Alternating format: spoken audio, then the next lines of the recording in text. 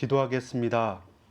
살아계신 아버지 하나님 감사드립니다. 이 시간 성령으로 충만케 하여 주옵소서. 이 밤에 우리 개인들을 만나 주시고 우리의 신음과 우리의 강구를 외면하지 않으시고 우리와 성정이 같은 자로 돼 간절히 기도했던 것처럼 엘리사에게 임하였던, 엘리야에게 역사하셨던 그 기도의 응답이 오늘 우리 현장에, 우리 가정에, 우리 몸된 교회에 모든 만남과 사건과 일들 속에서 성취되어지고 누려질 수 있도록 우리의 바람이 아니라 하나님의 뜻과 계획이 성취되어지고 누려지고 고백되어지는 날 되길 원합니다.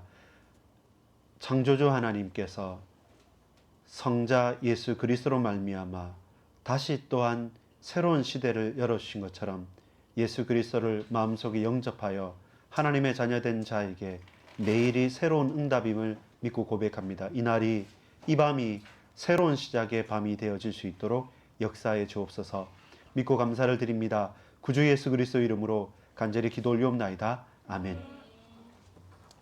다시 태초에라는 제목으로 우리 200 성경 공부하는 가운데 신약 성경의 첫 번째 장면입니다. 요한복음 1장 1절로 18절까지의 말씀을 보도록 하겠습니다.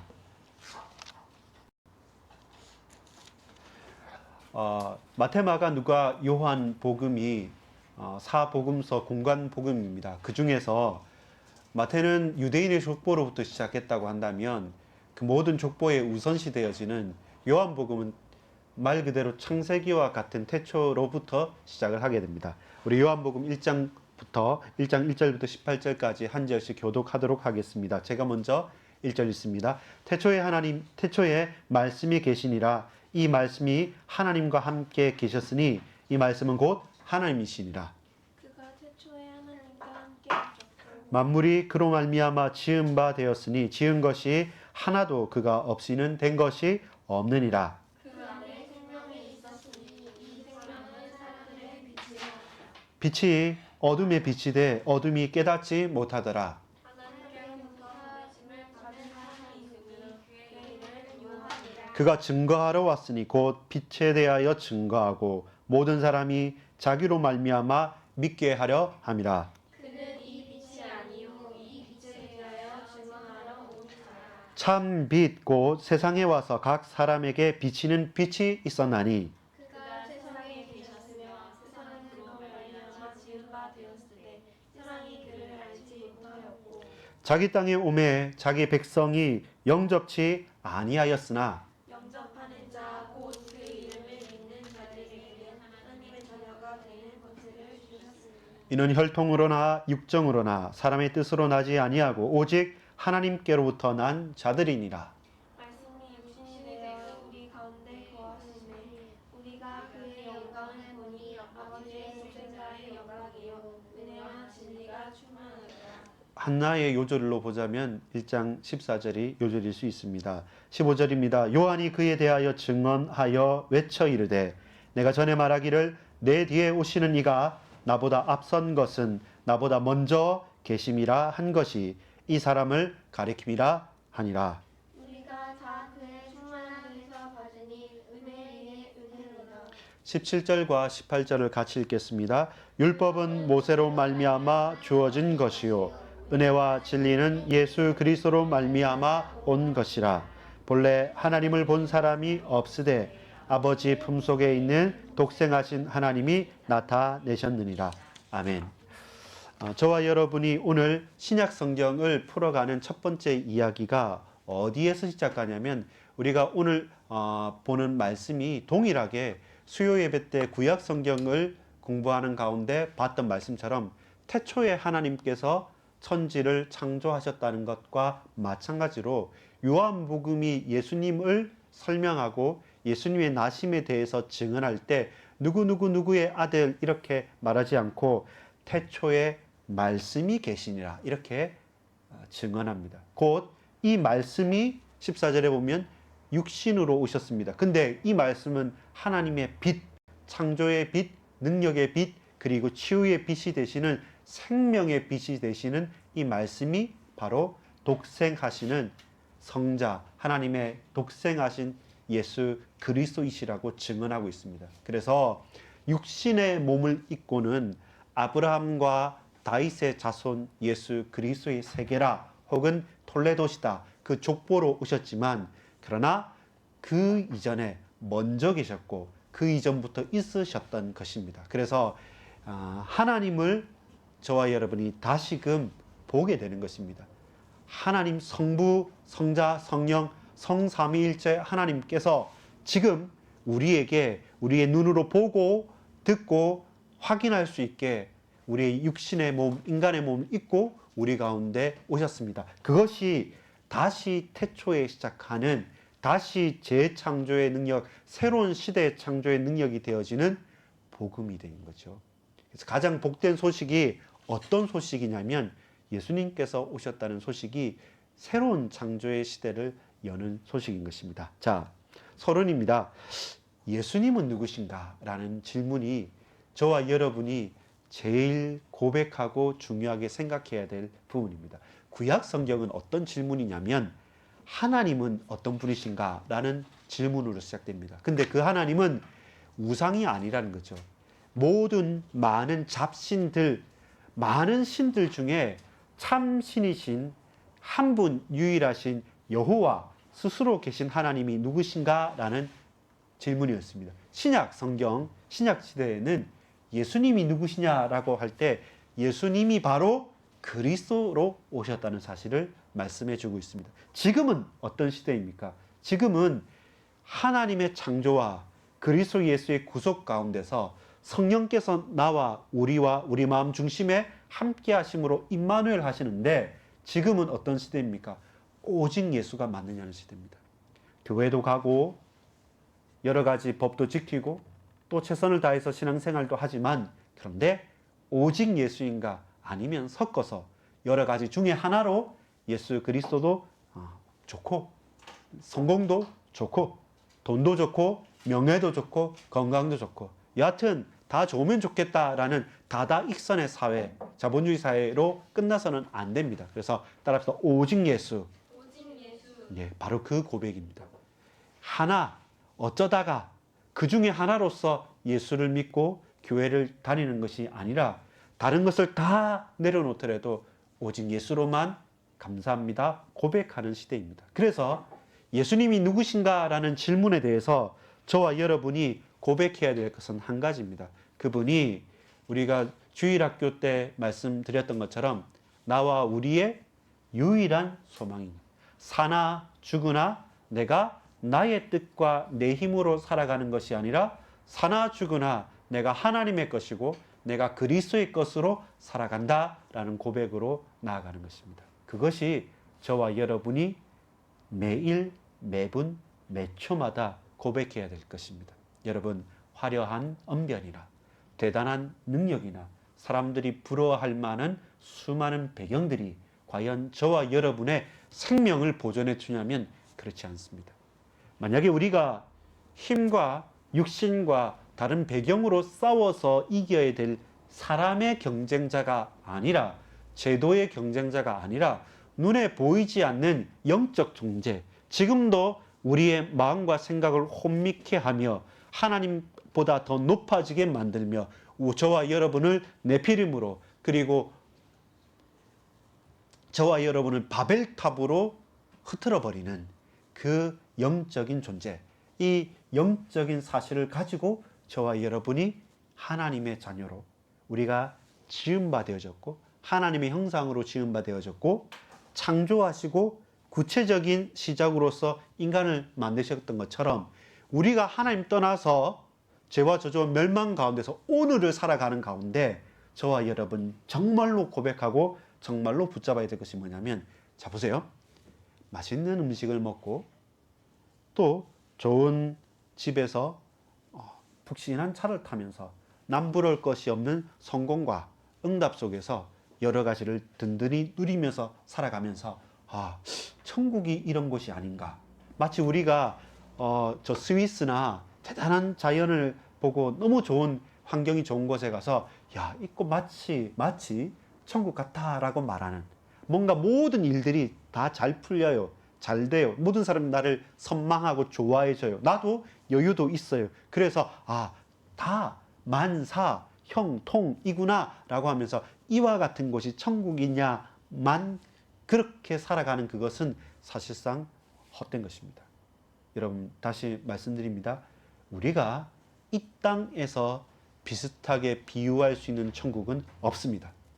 저와 여러분이 오로지 딱 하나 확인할 수 있는 것은 그리스도 예수께서 나와 함께 계시는 그곳이 천국이고, 그리스도 예수와 함께하는 그 순간이 천국을 누리는 시간이 되는 것입니다. 왜냐하면요, 내가 예수님을 믿어서 구원받아서 축복받았다, 영접하여서 하나님의 자녀가 됐다, 그래서 나는 거듭났고 나는 새롭게 됐다가 아니라, 저와 여러분이 믿든 믿지 않든 예수님께서 2000년 전에 이 땅에 오신 그 사건 때문에 새로운 시대가 열리신 거예요. 하나님께서 우리가 알 수 없는 그때 빛이 있으라 하고 하늘과 땅을 갈라서 이 세상을 창조하셨던 그때 첫 번째 창조가 있었다면, 시작이 있었다면, 두 번째 마지막 완전한 시작이 어디서부터 펼쳐지냐면 예수님께서 오시는 것부터. 예수님께서 오셔서 구원의 문을 활짝 열고 이제는 우리가 의문에 섬기던 그런 율법에 속한 자가 아니라 하나님의 은혜에 속한 자로서 그리스도의 몸된 교회를 세워가는 그 초대교회 이후로부터는 이 축복의 문이 열린 겁니다. 그래서 저와 여러분이 그곳에 있기만 해도 사는 겁니다. 우리 주일날에 예를 들었던 것처럼 뭡니까? 우리가 페달에 다리를 올렸을 겁니다. 근데 그 페달이 계속 돌고 있기 때문에 내가 누른 게 아니에요. 근데 그 돌고 있는 페달 속에 내 다리가 얹혀져 있으면 같이 따라가는 거죠.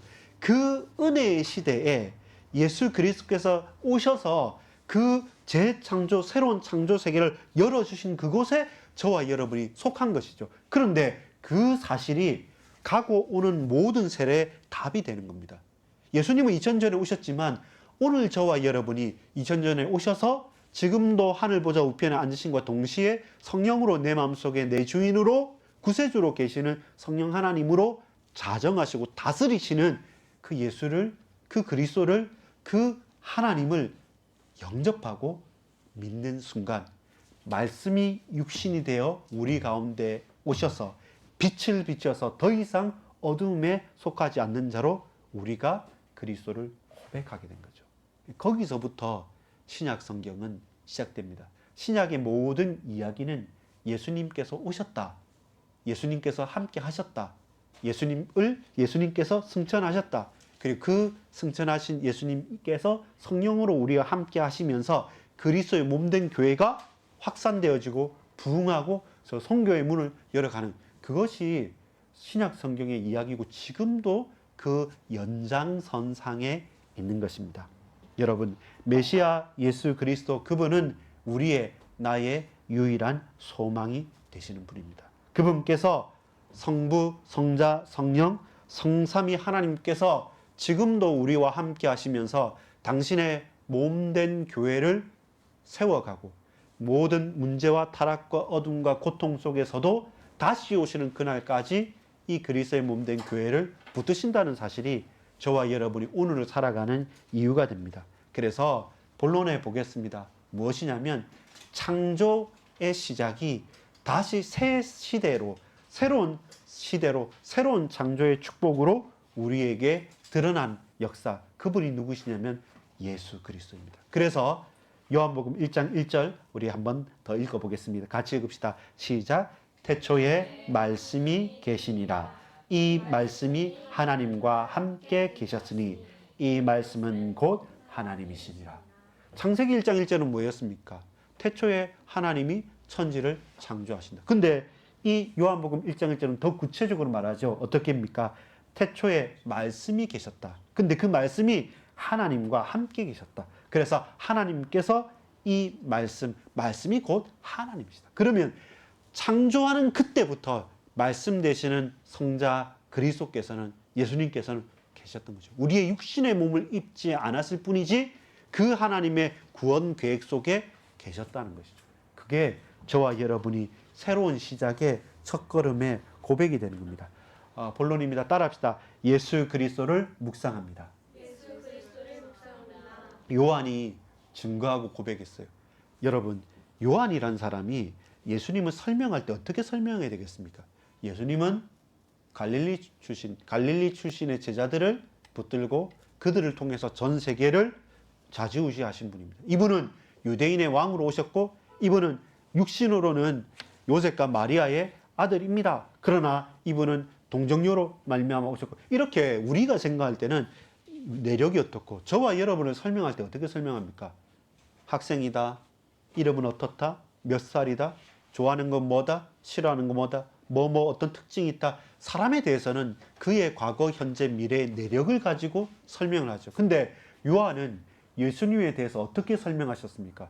예수님은 태초에 계셨다는 겁니다. 예수님은 빛으로 오셨다는 겁니다. 예수님은 하나님과 함께 계셨고 예수님은 말씀이신 참 하나님이시라고 말합니다. 도저히 사람들이 생각하는 그 상상을 벗어난 이야기인데요. 그런데 맞아요. 왜 그렇습니까? 예수님이 복음이시기 때문에 그래요. 예수님 자체가 구원이시기 때문에 그래요.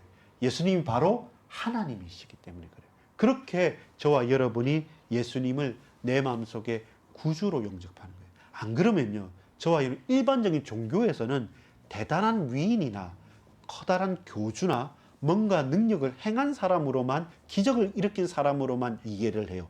그런데 우리의 육체와 우리의 역사와 우리의 생각을 초월하여서 하나님이, 그 말씀이, 그 빛이 우리 가운데 육신으로 임하셨다는 겁니다. 그래서 뭡니까? 예수님을 묵상하면 묵상할수록 어떻게? 하나님 앞에 나가는 겁니다. 그리스도 예수를 묵상하면 묵상할수록 저와 여러분 새로운 창조의 시작에 동참하게 됩니다. 고린도후서 5장 17절에 보면 그런즉 누구든지 그리스도 안에 있으면 새로운 피조물이라, 이전 것은 지나갔으니 보라 새 것이 되었도다. 우리의 과거의 죄악과 저와 여러분의 문제와 사건, 도저히 나는 끝났다고 하는 그 순간 내 삶이, 내 모든 인생이 저 지하실을 파고 저 땅끝 밑바닥에 있어서 도저히 희망이 없다고 말했던 모든 사람들이, 시대와 나라와 민족에 있었던 모든 사람들이 왜 예수라는 그 이름 때문에 살아납니까? 유대인들만이 아닙니다. 역사상 바울만이 아닙니다. 모든 사람들이 죽고 싶다, 아니면 죽었다, 죽은 상태에서 어떤 희망도 없다고 하는 그 사람들이 새로운 삶을 거듭날 때마다 유일한 한 이름, 예수 그 이름을 부를 때마다 새롭게 살아나는 거죠. 또한 앞으로 올 모든 세대까지도 예수 그 이름 때문에 새로운 시대가 열려지게 되는 겁니다. 예수님은, 따라합시다. 예수님은 참 하나님이십니다. 예수님은 참 인간이십니다. 그래서 저와 여러분을 구원하실 수 있는 거예요. 참 하나님을 인간이 보면 죽잖아요. 그런데 하나님께서 본질상 하나님과 근본 본체시나 하나님의 영광을 스스로 포기하시고 우리 인간의 육체로 낮아지셔서 우리에게 오셨다는 겁니다. 그래서 뭡니까?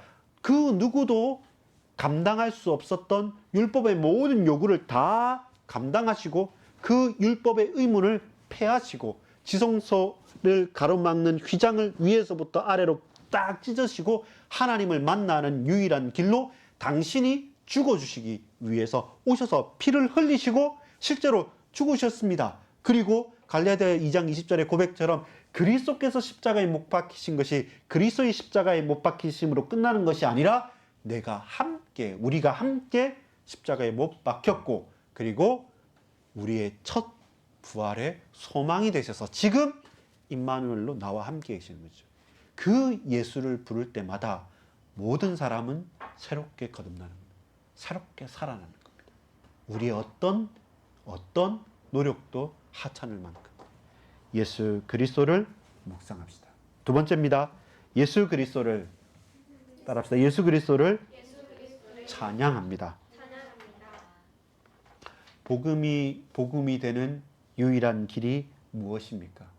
영접하는 자, 곧 그 이름을 믿는 자들에게는 하나님의 자녀가 되는 권세를 주셨다고 말합니다. 우리가 행하는 것도 아니라 우리가 성취하는 것도 아니라 우리가 이루는 것도 아니라 그 어떤 것으로도 불가능하기 때문에 예수 그리스도를 믿는 것. 예수님께 제자들이 찾아와서 묻습니다. 하나님의 일을 어떻게 합니까? 라고 물을 때 예수님께서 말씀하시죠. 우리가 보면 아무 좀 낯간지러운 고백입니다. 어떤 일이 하나님의 큰 일입니까? 하나님께서 보내신 자를 믿는 것이 하나님의 큰 일이라고 말씀합니다. 나를 믿는다는 겁니다. 내가 하는 말을 나를 보고 나를 믿고 나를 따르라. 그러면 하나님의 큰 일이다. 그러니까 서기관들과 바리새인들과 제사장들이 싫은 거예요. 잘난 거는 맞는 것 같고 권위 있는 건 맞는 것 같은데 근데 우리를 무시하는 거예요. 연장 남녀노소가 있고 같이 해야 될 위치가 있는데 저 예수라는 사람은 대단한 사람은 맞지만 근데 기분 나쁜 겁니다. 우리를 무시하니까. 그런데 그런 정도가 아닙니다. 하나님이신 겁니다. 빛 되신 분이 오셨다는 겁니다. 그런데 그 증거가 뭡니까? 요한복음 1장 14절을 우리 같이 한번 읽어볼까요? 14절 제일 중요한 성경 구절일 수 있습니다. 같이 읽읍시다. 말씀이 육신이 되어 우리 가운데 거하심에 우리가 그의 영광을 보니 아버지의 독생자의 영광이요 은혜와 진리가 충만하더라. 그 빛에 눈이 멀어버린 사나이가 있습니다. 그 사람이 누굽니까? 사도행전 9장 1절에서 15절에 다메섹 도상을 올라가던 사울이라고 하는 청년이었습니다. 눈을 멀어버렸습니다. 시력을 잃어버렸고 내 과거의 모든 것들이 다 혼미하게 뒤섞여 버렸습니다. 충격을 받은 겁니다. 나는 이렇게 사는 것이 예수 믿는 파당들을 처리하고 그들을 핍박하고 그들을 잡아다가 옥에 가두는 것이 유대인으로서의 최고의 길이었고 하나님을 모독하지 않고 메시아를 기다리는 최고의 방법인 줄 알고 그것 때문에 스데반의 순교의 자리도 있고 예수 십자가에 못 박혀 죽으신 그 예수가 부활했다고 하는 저 헛소리하는 것들을 다 잡아 죽이려고 열심을 품고 가던 그 바울이라고 하는 사울이 눈이 멀어버렸습니다. 왜 그렇습니까? 하나님의 영광의 빛이 임했기 때문에. 여러분 말로요 예수 믿는다, 나는 교회 다닌다, 나는 목사다, 나는 장로다, 나는 중직자다, 나는 렘넌트다, 나는 누구누구다 아무짝에도 쓸모없습니다. 차라리 뭔가 말할 만한 거리가 있으면 있을수록 더 큰 책임감과 더 큰 부담감이 있을 따름이죠. 우리가 눈을 멀되 어디에 눈을 멀어야 되냐면 세상에 그 어떤 것도 거기에만 중독되어져서 좋은 것은 없습니다. 약도요, 좋은 음식도요, 어떤 지식도 그것이 우리가 감당할 수 없을 정도로 과해버리면 중독이 되고 거기에 빠지게 됩니다.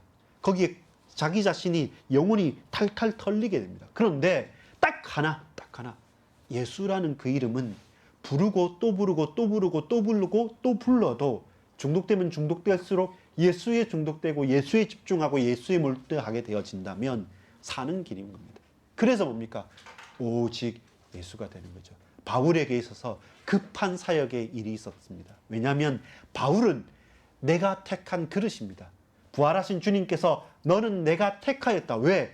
이방인의 사도로 저 열왕과 저 나라들의 사도로 내가 너를 택하였다. 왜냐하면 바울이 제일 하기 싫어했던 게 이방인들과 저 잘났다고 하는 로마 사람들에 대한 거였거든요. 그런데 자기 나라의 선민이라고 하는 유대인의 정체성은 던져버리고 그들이 제일 무시했던 그 현장에, 그 이방 현장에 선교사로 떠나게 됩니다. 언제 가능합니까? 내 눈이 멀 때. 우리는 제 눈이 무한히 오고 시력이 떨어지니까 힘든데 여러분 눈이 멀수록 좋은 게 있습니다. 세상을 향해서는 굳이 그 악한 것들과 그 화려한 것들에 내가 시력을 빼앗기고 몰입하는 것이 아니라 지나가 버리면 돼요. 우리 눈 감고 갈 수 없으니까 다 지나가면 됩니다. 그런데 주목할 것이 있어요. 무엇에 주목합니까? 베드로와 요한이 성전 미문 앞에서 주목했죠. 다른 사람들은 돈 주고 데리고 왔다가 데려갔다 해주고 다른 사람들은 위로했죠. 그러나 베드로 요한이 제9시 기도 시간에 성전 미문 앞을 지날 때 누구를 만납니까? 안진뱅이라고 하는 거죠. 그 안진뱅이가 육신으로는 안진뱅이지 않습니까? 그런데 그 지나가는 모든 사람들은 다 영적으로는 맹인인 겁니다. 그런데 그리스도의 빛을 본 사람에게는 그 안진뱅이가 안진뱅이의 문제가 아니라 당신을 통해서 하나님께서 영광 받으실 것이라는 것을 보게 됐던 것이죠. 우리 인생의 스토리가 거기서 됩니다. 그래서 뭡니까? 예수 그리스도를 찬양하는 것이죠. 왜 그렇습니까? 눈이 멀어버려야지 제대로 찬양할 수 있습니다. 다른 것이 보여서는 제대로 찬양할 수 없습니다. 묵상할 수도 없습니다. 그래서 하나님의 유일한 방법이 뭡니까? 요한복음 1장 14절에 성육신이었어요. 말씀이 육신이 되어 우리 가운데 임하신 것입니다. 그래서 그분은 어떤 분이십니까? 하나님이신 거죠. 그래서 예수님을 찬양하는 것은 하나님을 찬양하는 것이고, 나를 본 자는 아버지를 보았다. 그러니까 참남하다고 유대인들이 막 시비 걸고 죽이려 했지 않습니까? 그런데 그분이 성육신하신 하나님이십니다.